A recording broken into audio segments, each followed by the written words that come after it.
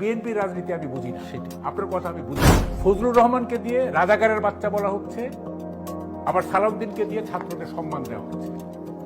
হারুন আর খোকনকে দিয়ে ঈদের পর আন্দোলন করবে বলা হচ্ছে, আবার ইসবির বলতেছে যে সরকারের পাশে আছে। না, বিএনপির জিয়া পরিষদের সদস্য পরিচয় দিলেন, তখন আমি এটা চেয়ারম্যান ছিলেন। আমি একটু বলি, দেখেন বিএনপির রাজনীতি আমরা বুঝি না, স্ট্রেট কাট কথা।